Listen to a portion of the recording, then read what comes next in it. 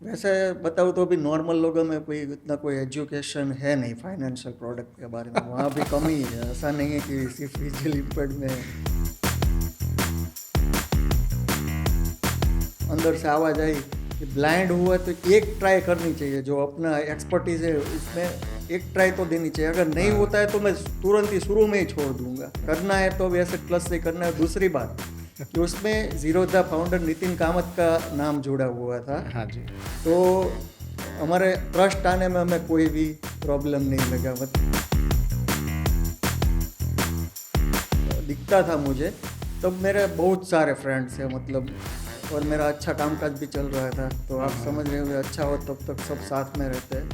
लेकिन जब तकलीफ आती है तो वो छोड़ के चले जाते हैं। आपने बोला इन्वेस्टर्स आपके हमारा ऐप यूज़ कर लेते हैं, कैसे यूज़ कर पाते हैं? खास करके जो आपके जो विजुअली इम्पेयर्ड इन्वेस्टर्स हैं वो कैसे ऑपरेट करते हैं फिर? खुद का तो मेरा विज़न नहीं है, लेकिन मेरा इन्वेस्टर का ही मेरा विज़न है कि मैंने सबको रिटायरमेंट प्लानिंग के साथ जुड़ा हुआ है। हाँ। तो कम से कम जो छोटे इन्वेस्टर्स है सभी का मिनिमम 1 करोड़ ये फंड तो होना ही चाहिए, अरे वाह। और उस प्रकार से मैं कम से कम 100 करोड़पति बनाना चाहता हूँ।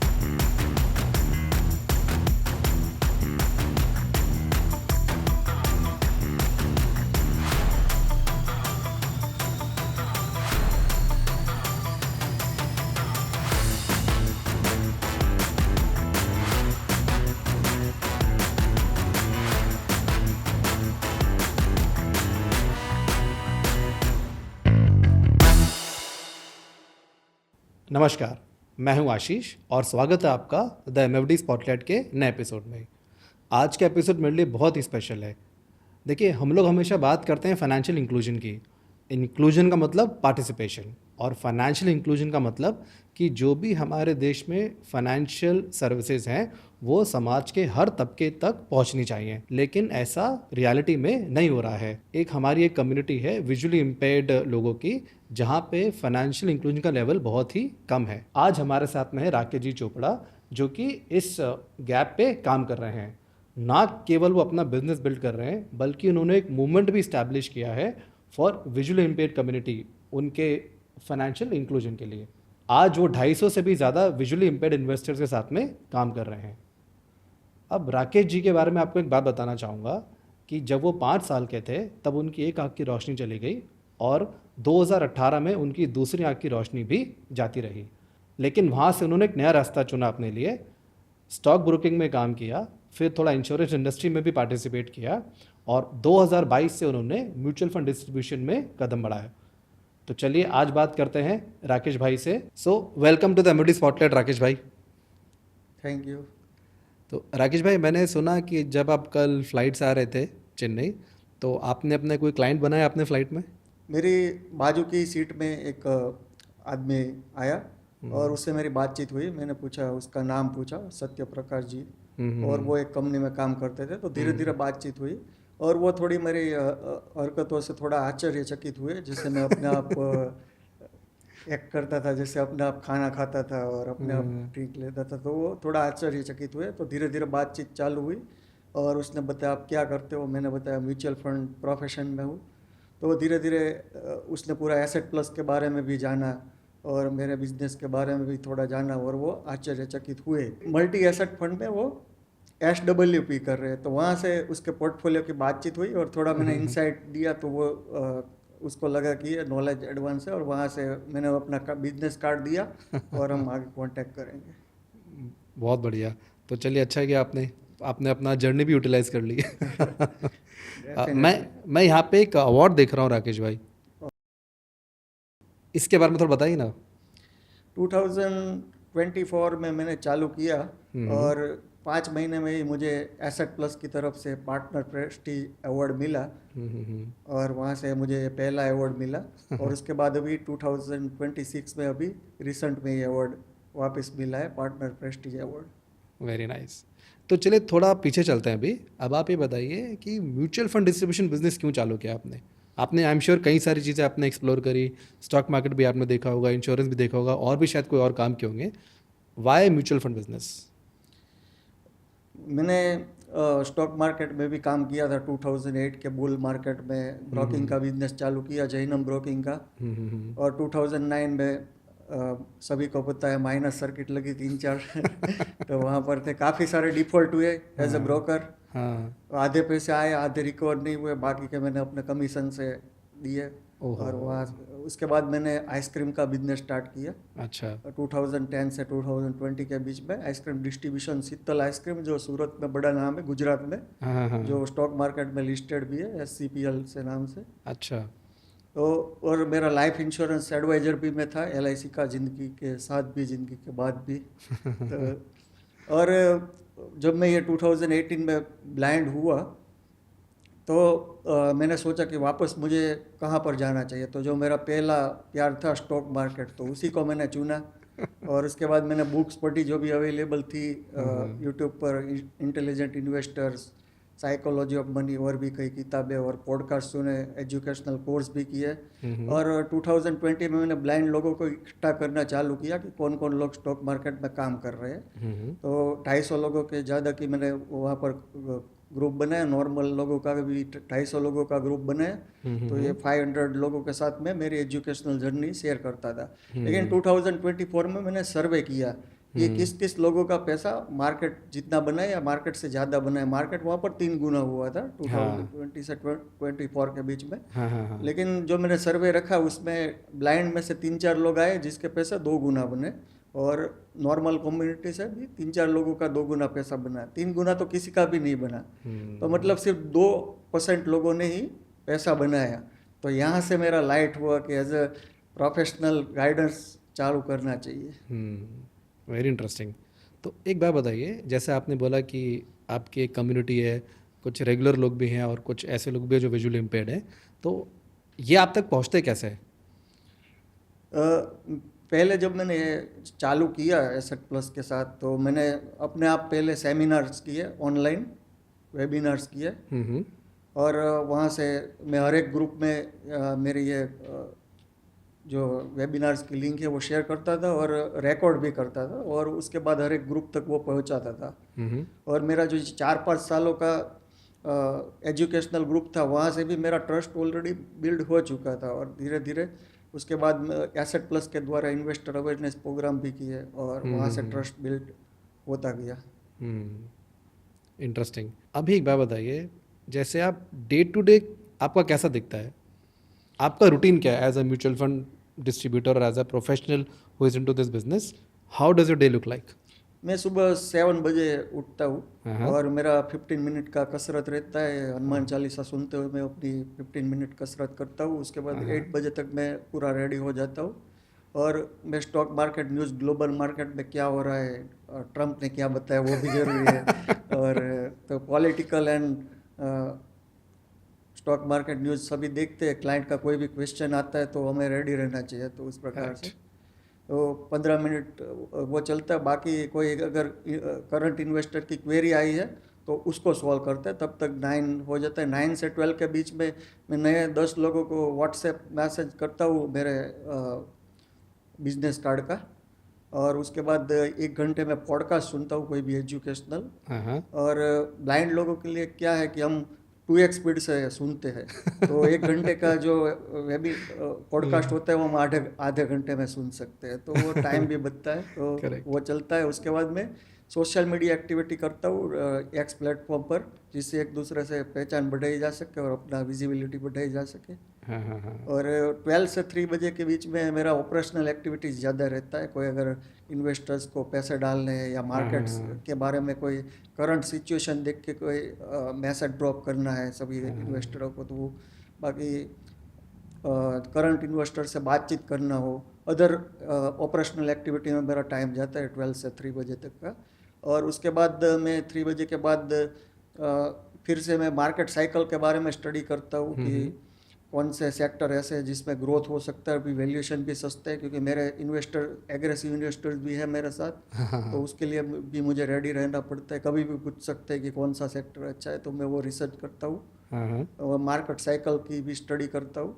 और टाइम मिलता है इस बीच में तो फिर से एक वेबिनार पॉडकास्ट देखता हूँ और सोशल मीडिया एक्टिविटीज़ करता हूँ। और जो भी नए इन्वेस्टर्स आने वाले होते प्रोस्पेक्ट, उससे मैं बातचीत करता हूँ। तो मेरे कम से कम 1-2 घंटा बातचीत तो चलती है अगर कोई नए नए इन्वेस्टर्स हो तो। करेक्ट। और 6 बजे के बाद मैं मार्केट से टोटली ऑफ हो जाता हूँ। वैसे मैं इन्वेस्टरों के लिए 24/7 अवेलेबल होता हूँ। अच्छा। लेकिन 6 बजे के बाद मैं मार्केट से अपने आप को ऑफ कर देता हूँ और मैं ग्रुप एक्टिविटीज़ में ध्यान देता हूँ। और ब्लाइंड में बहुत सारे ग्रुप है, अराउंड 50 से ज़्यादा ग्रुप होंगे। अच्छा। उसमें डिफरेंट डिफरेंट टॉपिक पर बातें चलती रहती है, तो सभी जगह पर बात करते हैं, अपनी बात रखते हैं। और वहाँ से मुझे 65% बिजनेस वहाँ से मिला है। बहुत बढ़िया। तो एक बात बताइए राकेश भाई, जैसे आपने बोला विजुअली इम्पेयर्ड लोगों के साथ भी डील करते हैं और जो दूसरे रेगुलर लोग उनके साथ भी डील करते हैं, डिफरेंस क्या लगता है आपको? वैसे बताऊँ तो भी नॉर्मल लोगों में कोई इतना कोई एजुकेशन है नहीं फाइनेंशियल प्रोडक्ट के बारे में, वहाँ भी कमी है। ऐसा नहीं है कि सिर्फ विजुअल इम्पेयर्ड में वो है। तो यही फाइनेंशियल अवेयरनेस की कमी तो है ही। लेकिन लोग थोड़ा आलस भी करते हैं कि अगर हम कुछ ऑर्गेनाइज करते हैं ऑनलाइन वेबिनार्स वगैरह, तो कम लोग पार्टिसिपेट करते हैं। तो पहली बार कदम लेना थोड़ा मुश्किल है, लेकिन जब एक बार जुड़ जाते हैं तो कोई आगे जाके दिक्कत नहीं आती है। इंटरेस्टिंग। तो चलिए अब थोड़ा बात करते हैं फैमिली के बारे में और आपके बैकग्राउंड के बारे में। आपके घर में कौन कौन है? मेरी वाइफ है जो बोलने सुनने में उसको प्रॉब्लम है। और अच्छा। मेरी लड़की है जो 7 की कक्षा में पढ़ती है, वो एक सिंगर भी है और मुझे हर एक बात में हेल्प करती है। मैंने उसको इस प्रकार से ट्रेन किया है। और लड़का है 4वीं कक्षा में पढ़ता है। और मेरे मदर और फादर है। मेरे ब्रदर है वो अलग रहते हैं। अच्छा। और मेरी सिस्टर की शादी हो चुकी है और अपनी जगह वो खुश है। राकेश भाई, आपने भी बोला कि आपकी बेटी आपको सपोर्ट करती है, तो थोड़ा बताइए ना इस बारे में डिटेल में। वो अभी 7वीं कक्षा में, मतलब 13 साल की हुई, तो वो उसको मैंने केवाईसी करना भी सिखा दिया है। और तो मुझे केवाईसी करने में भी हेल्प करती है। बाकी के अदर कोई मुझे जब भी कोई दिक्कत आती है तो वो मुझे हेल्प करती है। और वो खुद सिंगर है, तो अभी मैंने SIP सॉन्ग भी उससे बनवाया था। और वो जेमिनी भी यूज़ करती है किसी भी काम के लिए, तो मैं उसको उस तरह से ट्रेन कर रहा हूँ। SIP song? यस। अरे वाह, जबरदस्त। तो आपने गाया कि आपकी बेटी ने गाया? आप मेरी बेटी ने गाया। अच्छा, उन्होंने गाया, बहुत ही बढ़िया। अब एक बात बताइए, अभी जो हम ये बात कर रहे हैं बिजनेस की, आपने काफ़ी चीज़ बताई, आपका दिन कैसा रहता है और आप क्या करते हैं। जब आपको कोई मिलता है इन्वेस्टर या फिर कोई नया प्रोस्पेक्ट आप मान लीजिए, तो आप अपने आप को इंट्रोड्यूस कैसे करते हैं उसको? ज़्यादातर जो मुझे अप्रोच करते हो मुझे पहचानते ही है। अच्छा। या तो मुझे सोशल मीडिया से मुझे सुन के कहीं पे आए होंगे, हाँ हाँ या तो कोई रेफरल से आया होगा, या हाँ हाँ हाँ। जो मेरा ग्रुप एक्टिविटीज़ चल रहे हैं वहाँ से आए होंगे। तो मैं पहले से अपना ब्रांड डेवलप करके रखता हूँ जिससे कोई ज़्यादा दिक्कत नहीं। फिर भी अगर कोई नया आता है सडनली, तो उसको जो भी पहले से ही मैं अपना पूरी कहानी सुना देता हूँ कि इसको ऐसा न लगे कि ब्लाइंड लोग, मैं छुपाता नहीं हूँ कि मैं ब्लाइंड हूँ। पहले से ही उसको बता देता हूँ।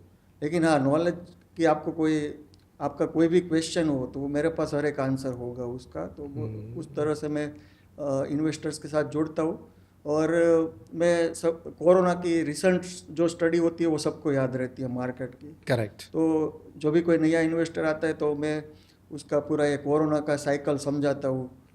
और 1-2 घंटे तो बातचीत चलती है हमारी नए निवेशकों के साथ। तो पहले से ही मैं रेडी करके रखता हूँ। और मैं ज़्यादातर रिटायरमेंट प्लानिंग के साथ ही जाता हूँ। अच्छा। तो मैं डाउन साइड में मार्केट जब भी करेक्ट करता है तो हमारे इन्वेस्टर्स घबराते नहीं, बल्कि कब पैसा डालना यही क्वेश्चन रहता है। अरे वाह बहुत ही बढ़िया। राकेश जी, फैमिली के बारे में तो आपने बताया, थोड़ा आप ही बताएंगे आप है कहाँ से, आप बचपन कहाँ बीता आपका, पढ़ाई कहाँ पे करी आपने?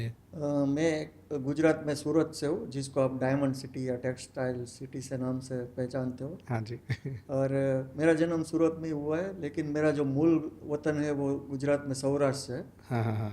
Okay okay. और जन्म से मुझे कोई ज़्यादा आय का प्रॉब्लम नहीं था, थोड़े नंबर थे। अच्छा।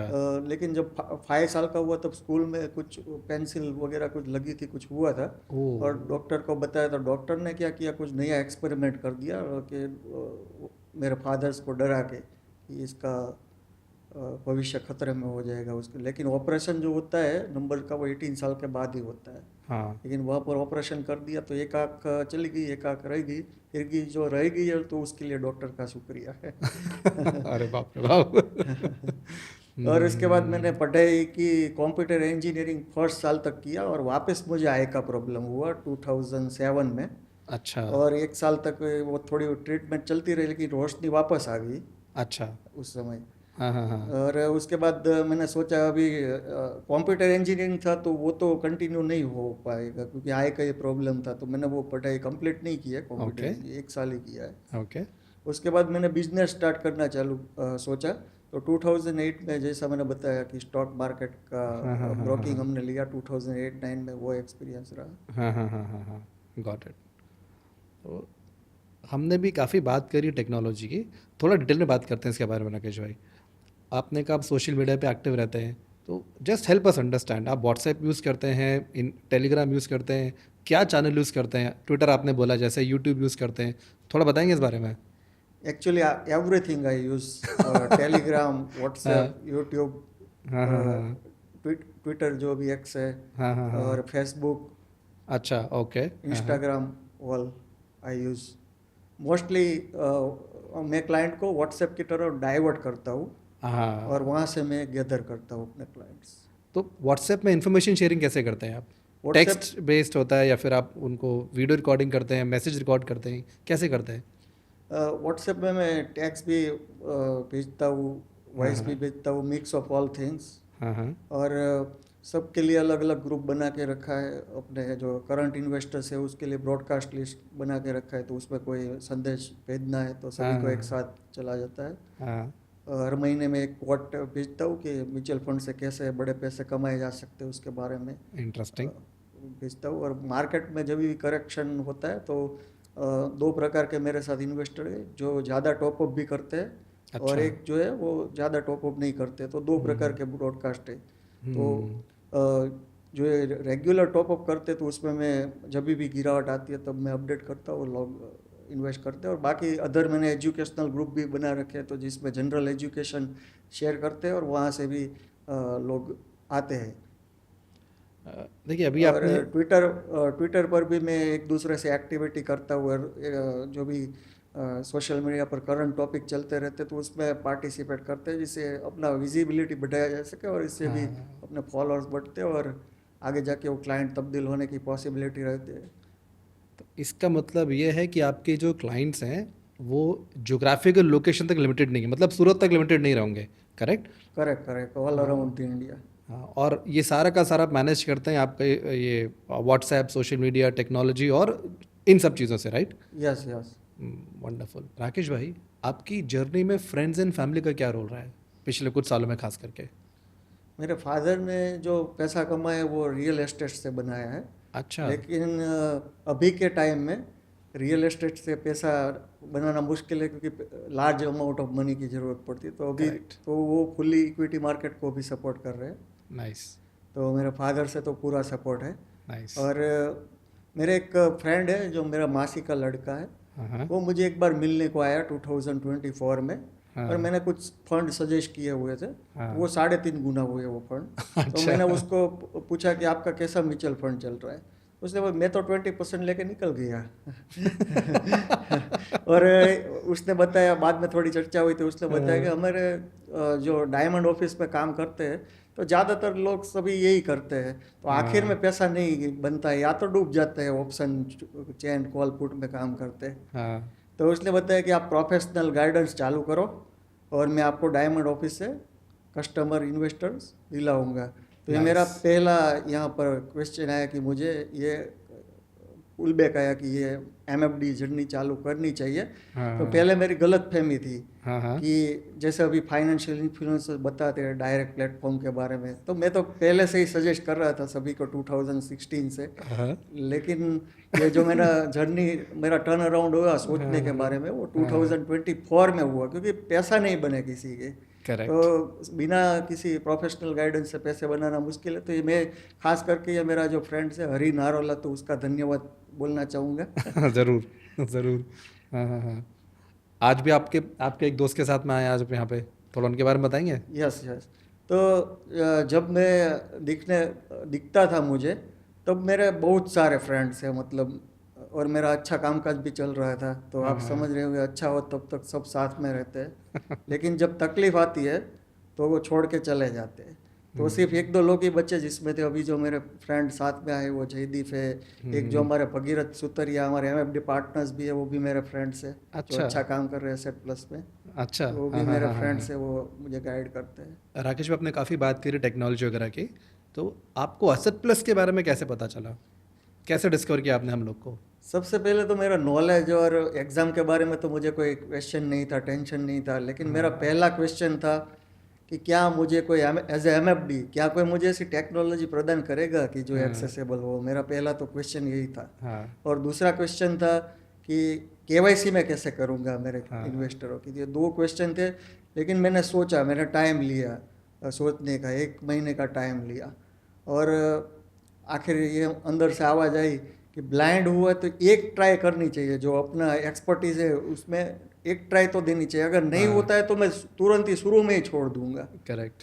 तो मैंने ट्राई करने की सोची, एग्ज़ाम दिया, 85 रैंक्स आए, और पहले से ही मैंने एसेट प्लस को ढूंढ लिया था, तो उसके हाँ बारे हाँ में बात करता हूँ। हाँ हाँ तो हम लोग जीरोधा यूज़ करते हैं, जिसमें एक्सेसिबल ऑन ऑफ करने का ऑप्शन है। अच्छा। तो हमें जीरोधा जैसी टेक्नोलॉजी चाहिए थी। हाँ हाँ तो हाँ मैंने सभी प्लेटफॉर्म डाउनलोड करके देखे, हाँ और मुझे एसेट प्लस का वीडियो मिला था। हाँ हाँ अभी नाम तो नहीं है किस यूट्यूब चैनल से मिला था, लेकिन कई यूट्यूब वीडियोस ही मुझे मिला था। हाँ हाँ और जो मैंने उसका इन्वेस्टर ऐप देखा तो काफ़ी सिंपल हाँ और यट इफेक्टिव, राइट। और सभी हम जो ब्लाइंड के रिलेटेड हम एक्सेस कर पाते वो सभी बातें उसमें थी। तो मैंने सोचा करना है तो अभी एसेट प्लस से करना है। और दूसरी बात कि उसमें जीरोधा फाउंडर नितिन कामत का नाम जुड़ा हुआ था, हाँ जी। तो हमारे ट्रस्ट आने में हमें कोई भी प्रॉब्लम नहीं लगा। मतलब हम मेरे और मेरे इन्वेस्टर्स नितिन कामत का नाम से हम लोग ट्रस्ट जुड़ पाए। सही बात है। और टेक्नोलॉजी, उसके बाद मैंने एग्ज़ाम दे के जब ये पार्टनर डैशबोर्ड लॉगिन किया, और बहुत ही स्मूथ एक्सपीरियंस रहा। कोई भी पहला जो केवाईसी किया तो आराम से हो गया। और जो एसेट प्लस में सपोर्ट टिकट का जो प्रोविज़न है, मैं ऐसा बोलना चाहूँगा, मेरे इसके लिए शब्द थोड़े कम हो जाएंगे, लेकिन ये इंडस्ट्री में सबसे बेस्ट होगा। और ऐसा जो सपोर्ट टिकट सिस्टम जो है वो बना पाना मुश्किल है किसी और के लिए, और ऐसी सर्विस दे पाना भी मुश्किल है। और रिलेशनशिप मैनेजर की जहाँ तक बात है, मेरे आरएम है उमर जी, 24/7 कभी भी उसको कॉल करते हैं तो आंसर मिल जाता है। जैसे पहले शुरू में ये नहीं पता होता मार्क्स आधार कैसे डाउनलोड करें, हाँ या अदर कोई भी हमारा क्वेश्चन आता है, एमएफयू केवाईसी कैसे करें, हाँ हाँ तो वो संडे को भी आंसर उमर जी दे देते थे, क्योंकि इन्वेस्टर होते हैं वो ज़्यादातर संडे को ही फ्री होता है। सही बात है। और अगर आरएम या सपोर्ट टिकट संडे को अवेलेबल ना हो तो काम नहीं हो पाएगा। करेक्ट। लेकिन क्लाइंट को क्या एक ही मीटिंग में हमें क्लोज करना जरूरी है। Good point. तो ये एसेट प्लस टीम का पूरा सपोर्ट रहा। कभी एक्सेसिबिलिटी का इश्यू हुआ थोड़ा छोटा मोटा, तो टिकट जनरेट करके एसेट प्लस में कार्तिकी जी है जो अवनीश जी के साथ टैकल करते हैं। हाँ जी हाँ जी तो बिल्कुल। दोनों को 24 आवर्स में मेरा सॉल्यूशन हो गया है छोटा। तो मेरे इन्वेस्टर्स भी सभी काफ़ी हैप्पी है, और मुझे खास करके आप सबको थैंक यू बोलने के लिए बोला हुआ है। राकेश भाई, थैंक यू तो हम आपका करना चाहेंगे कि आपने हमारे साथ में जुड़ के काम चालू किया। 2025 में पार्टनर्स प्रेस्टीज अवार्ड में मेरी बालाजी सर से बात हुई, उसने मुझे आधे घंटे दिया, और वहाँ पर इन्वेस्टर अवेयरनेस प्रोग्राम के बारे में मुझे छूट मिली कि आप इन्वेस्टर अवेयरनेस प्रोग्राम कर सकते हो चाहे ऑनलाइन ऑफलाइन। तो मैंने योगिता मैम से भी करवाया था इन्वेस्टर अवेयरनेस प्रोग्राम ऑनलाइन, और मैंने ऑफलाइन भी 4 प्रोग्राम एसेट प्लस के द्वारा करवाए, और मैंने खुद भी 4 प्रोग्राम अपने हिसाब से किए। बहुत ही बढ़िया। आपने बोला इन्वेस्टर्स आपके हमारा ऐप यूज़ कर लेते हैं, कैसे यूज़ कर पाते हैं? खास करके जो आपके जो विजुअली इम्पेयर्ड इन्वेस्टर्स हैं वो कैसे ऑपरेट करते हैं फ़ोन को उनके? हम लोग टॉकबैक टेक्नोलॉजी यूज़ करते हैं, जो जैसे कि एग्जांपल दूँ, ये हर एक फ़ोन में अवेलेबल होता है टॉकबैक टेक्नोलॉजी। और जैसे टाइमिंग हुआ तो आप देख के बता सकते हो कि यह टाइम हुआ, हमें टच करना है फ़ोन में तो वो स्पीक करेगा हमें। तो इसी तरह हम सुन के ये टॉकबैक टेक्नोलॉजी को यूज़ करते हैं। और एसेट प्लस का ऐप कैसे यूज़ करते हैं आप इसमें? ये रिपोर्ट्स में मैं बताता हूँ। ओके। ये कैपिटल गेन्स रिपोर्ट है, वो टैक्सेस के लिए। हाँ हाँ।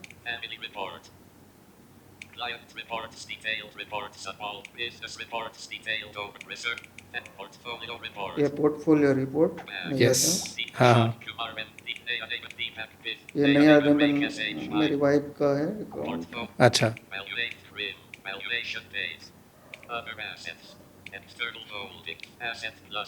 ये एसेट प्लस का करना है या एक्सटर्नल भी करना है तो वो सिलेक्ट कर लेंगे। ओके। वैल्यूएशन डेट जो भी रखना है तो वो अगर 31 मार्च तक का रखना है तो मैं यहाँ से सिलेक्ट कर लेता हूँ। करेक्ट।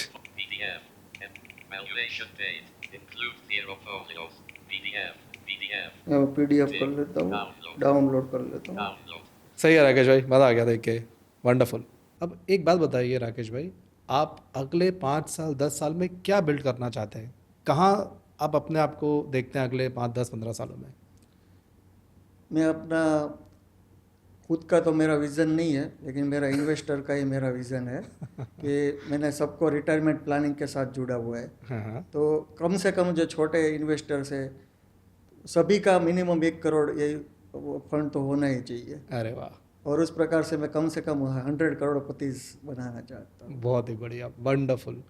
नाउ अब एक बात बताइए, आपने इन्वेस्टर्स की बात करी, मान लीजिए हमारे इस शो के थ्रू यदि कोई आप तक पहुंचना चाहे तो कैसे पहुंच सकते हैं आप तक? मैं सोशल मीडिया प्लेटफॉर्म पर भी अवेलेबल हूँ। एक्स प्लेटफॉर्म जिसका हैंडल है राकेश जी चोपड़ा, RAAKESHGCHOPDA। और मुझे आप व्हाट्सएप या कॉल भी कर सकते हो 9825681491 एंड दूसरा नंबर है 9023714560। अब एक बात बताइए राकेश भाई, कोई आप एक मैसेज देना चाहेंगे विजुअल इम्पेयर्ड कम्युनिटी को आपकी तरफ से? VI कम्युनिटी में फाइनेंशियल अवेयरनेस की काफ़ी कमी है और लोग इसको थोड़ा कम इंटरेस्ट के साथ भी देखते हैं। तो मैं ये कहना चाहूँगा कि आप थोड़ा इंटरेस्ट लीजिए, फाइनेंशियल अवेयरनेस आपको भी आसानी से हासिल हो सकता है। आप आर्टिफिशियल इंटेलिजेंट टूल का इस्तेमाल कीजिए, वहाँ पर क्वेश्चन करना स्टार्ट कीजिए। हमारे सेमिनार्स और वेबिनार्स में आप पार्टिसिपेट कीजिए। ऐसा नहीं है कि आप को इन्वेस्टमेंट स्टार्ट ही कर देना है, आप पहले सोचिए समझिए। कुछ बुक्स पढ़िए आप, think and grow rich, rich dad poor dad, the secret.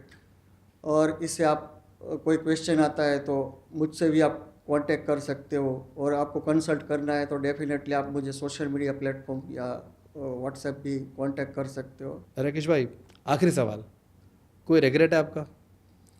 मैंने जो LIC का काम चालू किया था वहाँ पर भी मेरा अच्छा क्लाइंट बेस था। तो अगर मेरा यह गलतफहमी पहले नहीं होती तो मैं 100 करोड़पति निवेशक ऑलरेडी बना चुका होता। लेकिन अब मुझे डिले नहीं करना। कोई बात नहीं, अभी तो है समय। Great, so thank you Rakesh भाई, मज़ा आ गया आपसे बात करके। And as I mentioned earlier also, all of us at Asset Plus are very happy and proud to be able to serve you. Thank you very much and all the best. Thank you. एक दिन मैं जैसे ही office पहुंचा, मेरे पीछे मेरा product manager आया और उसने मुझे बोला कि आज एक इशू आया है जहाँ पे एक visually impaired customer asset plus app use तो कर पा रहे हैं पूरी तरह से, बट उनको एक फ़ीचर में दिक्कत आ रही है। जब ये सुना मैंने तो आई वाज शॉक्ड। फिर मैंने और डिटेल्स जानने की कोशिश की तो फिर कस्टमर से पता चला कि उनका MFD जो डिस्ट्रीब्यूटर है वो भी विजुअली इम्पेयर्ड है। तो मैं और भी शॉक्ड रह गया कि अच्छा, दोनों लोग विजुअली इम्पेयर्ड हैं। फिर जाके पता चला कि सिर्फ 2 लोग नहीं, वो MFD और उनकी 85 कस्टमर्स की जो ग्रुप है वो सब विजुअली इम्पेयर्ड हैं और वो एसेट प्लस के प्लेटफॉर्म के थ्रू अपने म्यूचुअल फंड इन्वेस्टमेंट्स कर पा रहे हैं। टेक में कोई भी ऐप अगर आप विजुअली इम्पेयर्ड लोगों के लिए कंपैटिबल बनाते हैं तो उसको एक्सेसिबिलिटी बोला जाता है। शुरू से ही हमने एसेट प्लस को एक्सेसिबल रखा था। उस समय हमारे कोई ऐसे कस्टमर्स या डिस्ट्रीब्यूटर्स नहीं थे जिनको उसकी ज़रूरत हो, बट हमने सोचा था कभी ना कभी अगर किसी को ज़रूरत पड़े तो उनको दिक्कत नहीं आनी चाहिए। फिर हमने पार्टनर के साथ बात किया और समझा कि वो कैसे यूज़ कर पा रहे हैं। उन्होंने बताया कि 85% कोई दिक्कत नहीं हो रहा है, कुछ जगह पे दिक्कत हो रहा है। एंड हमारी टीम उनसे और डिस्कशन करके जितने भी गैप्स थे हमने सब क्लोज कर दिए। जब ये इंसिडेंट हुआ तो मैंने सोचा मैं अपने सभी फैमिली को बता रहा था कि ऐसा कुछ हुआ है, first time something like this has happened. And my mother said that in the last 10 years this is the first time जो that you and your team have done something which made me so proud that I am in tears. And this was a glowing recommendation for me, the team that has been building the Asset Plus platform. And इस partner के साथ जब हमने और time spend किया तो हमने accessibility पूरी तरह सॉल्व कर दिया था पूरे प्लेटफॉर्म में. एंड पिछले 1 साल में हमें और भी लोगों के बारे में ऐसा पता चला है जहाँ पे MFD विजुअली इम्पेयर्ड हैं, उनके कस्टमर्स भी विजुअली इम्पेयर्ड हैं, बट बिकॉज हमारा ऐप एक्सेसिबल है वो पूरा बिजनेस कर पा रहे हैं. इन लोगों के लिए मार्केट में ऐसा कोई ऐप नहीं था, कोई प्लेटफॉर्म नहीं था जिसके थ्रू वो म्यूचुअल फंड्स में इन्वेस्ट कर पाएँ. And it gives us immense amount of pride and happiness that we have enabled and we have included these communities also to be able to make investments. At Asset Plus, we are extremely proud of what we have built, and stories like this motivate us to continue to do better. Some journeys are built not just on businesses, but on trust and relationship and impact created in people's lives. What stands out in Rakesh's journey is the strong trust he has built within his community and the commitment with which he serves every investors. At Asset Plus, we are proud to stand beside partners through every stage of growth, making this journey truly meaningful. Proud to be part of Rakesh's inspiring journey.